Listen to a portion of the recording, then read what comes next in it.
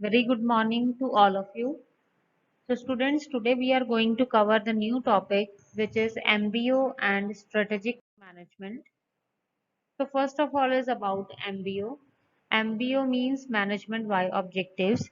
In 1954, Peter Drucker has provided more sophisticated approach to goal setting in organizations known as management by objectives. 1954 में mister Peter Drucker ने ये concept organise किया था जिसमें ये था कि हम बिजनेस को मैनेज करेंगे by objectives, through objectives manage करेंगे।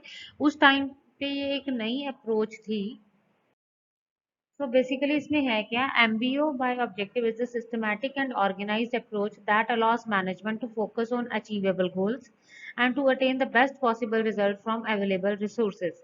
It aims to increase organization performance by aligning goals and subordinate objectives throughout the organization. So basically इसमें क्या है कि एक सिस्टम डिजाइन किया जाता है जिसमें हम ऑब्जेक्टिव्स डिजाइन करते हैं ऑर्गेनाइजेशन के लिए, और जो ऑब्जेक्टिव्स डिजाइन करते हैं दैट मस्ट बी अचीवेबल। वो ऐसे ऑब्जेक्टिव्स होने चाहिए जिनको हम अचीव कर सकें, और ऑर्गेनाइजेशन के रिसोर्सेज को बेस्ट पॉसिबल तरीके से यूज किया जाता है ताकि वो ऑब्जेक्टिव अचीव हो जाए। Employees together with manager set strong input to identify their objective. So इसमें एम्प्लॉयज और मैनेजर्स दोनों में आपस में डिस्कशंस होती हैं।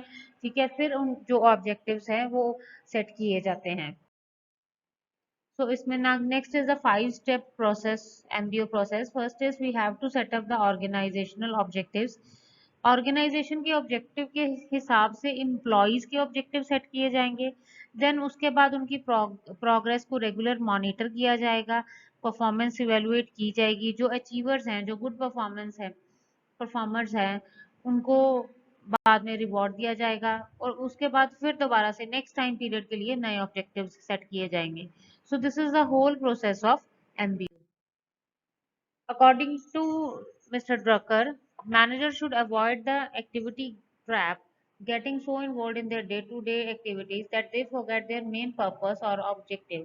Instead of just a few top managers, all managers should participate in strategic planning process in order to improve the implementation of the plan, implement a range of performance systems designed to help the organization stay on the right track. So according to Mr. Drucker, he said कि जो भी top level managers हैं उनके साथ बाकी managers को proper participate करना चाहिए प्लानिंग प्रोसेस में, ताकि जो प्लान्स हैं वो अच्छे से डिजाइन किए जाए और उनको अच्छे तरीके से इम्प्लीमेंट किया जाए। स्टेप्स इन एमबीओ में क्या आ जाएगा? First of all is we have to analyse the overall organization goals and strategies that are formulated by managers of all the levels. Major goals are allocated among divisional and departments. ठीक है, उसके बाद हम divisions में और departments में जो goals हैं उनको एलोकेट कर देंगे, डिवाइड कर देंगे। Specific objectives are collaborative. हर एक डिपार्टमेंटल ऑब्जेक्टिव जो है वो ओवरऑल गोल के साथ कोलैबोरेट किया जाएगा, उसका तालमेल बिठाया जाएगा। फिर उसके बाद एक्शन प्लान्स डिजाइन किए जाएंगे कि जो हमने ऑब्जेक्टिव सेट किए हैं उनके ऊपर कौन सा प्लान हमने फॉलो करना है, उस प्लान को लास्ट में इम्प्लीमेंट करना है।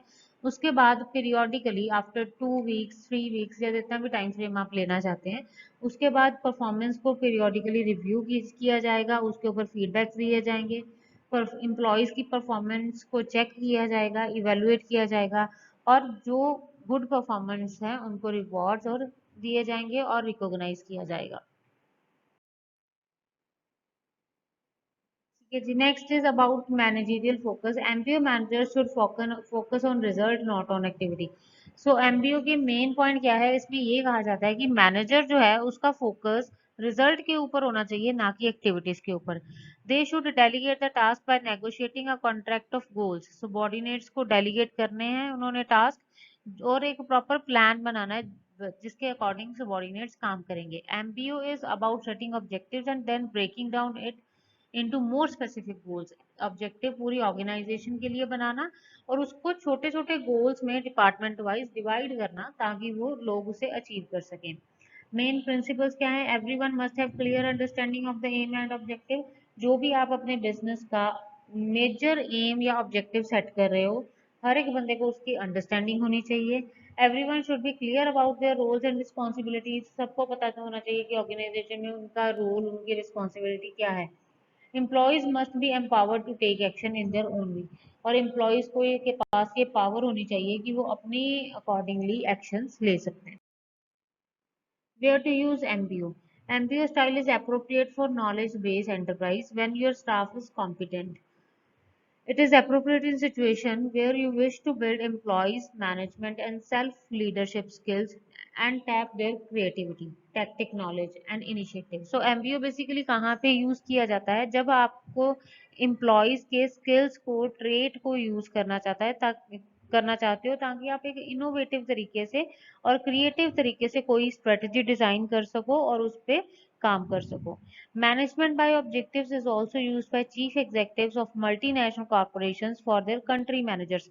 Basically country managers भी इसे यूज करते हैं मल्टीनेशनल ऑर्गेनाइजेशंस के साथ जो रिलेटेड होते हैं।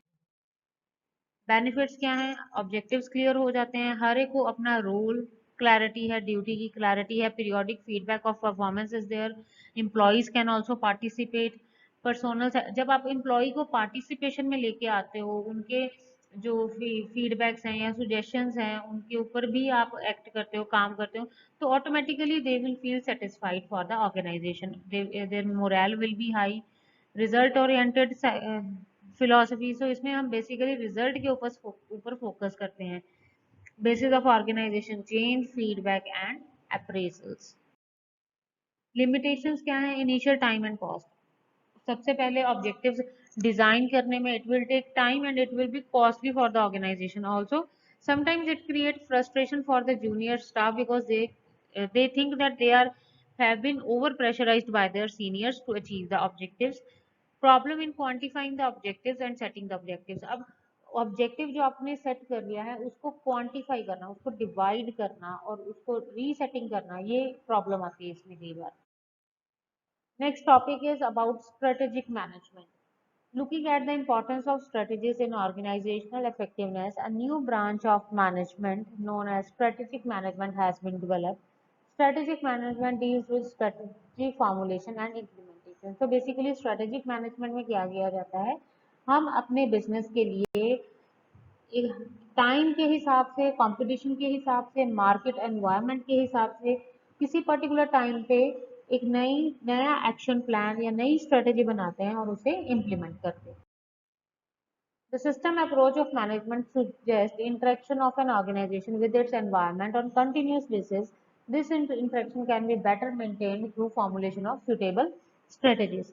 So अगर आपने मार्केट में कंपटीशन में रहना है, कंपटीशन को फेस करना है और आप चाहते हो कि आप कॉम्पिटिटर के हिसाब से आपका पूरा होल्ड हो मार्केट में, मार्केट शेयर के ऊपर, और जो कस्टमर्स हैं वो आपके ऑर्गेनाइजेशन की तरफ अट्रैक्ट हो, तो आपको टाइम टू टाइम नई स्ट्रेटजीज अपनी ऑर्गेनाइजेशन के लिए बनानी पड़ेंगी और इम्प्लीमेंट करनी पड़ेगी।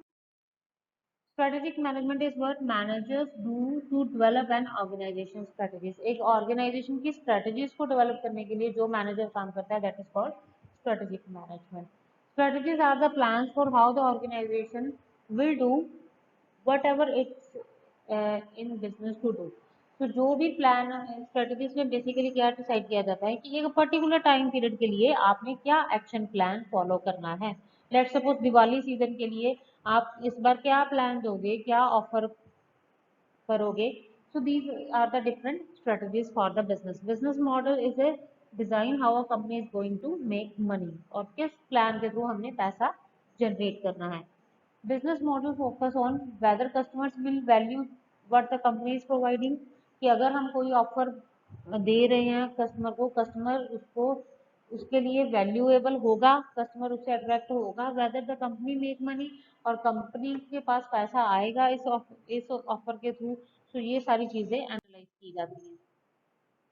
Next, what is importance of strategic management. For example इन्होंने दी है, इन 2000 स्टार प्लस एयर सास भी कभी बहू थी, that became one of the most popular show in India. Large number of viewers turn in every evening to watch the story unfold. So basically उस time period के this was a new strategy to attract the customers, to increase the level of viewers. Some businesses fail and some succeed even though they are subjected to the same environmental condition. It's because organization that use strategic management do have higher level of performance. तो अगर हम बात करें एक particular business environment में कि कई business काम करते हैं, ठीक है, उसमें से कुछ फेल हो जाते हैं, कुछ सक्सीड कर जाते हैं। तो बेसिकली जो सक्सीड कर जाते हैं उनके लिए यही पॉजिटिव पॉइंट रहता है कि उन्होंने स्ट्रेटेजिक मैनेजमेंट को फॉलो किया है। Another importance of strategic management is that because of fact that managers in organizations of all types and size face continuously changing situations, they cope with this uncertainty by using the strategic management process to examine relevant factors and decide what actions to take. तो strategic management के through जो managers हैं उनको भी पता रहता है कि we have to analyze the changing environment continuously और उस हिसाब से हमने अपने plans या strategies design करनी है। So this was the whole topic for today. In the next session we will cover the new topic. Thank you.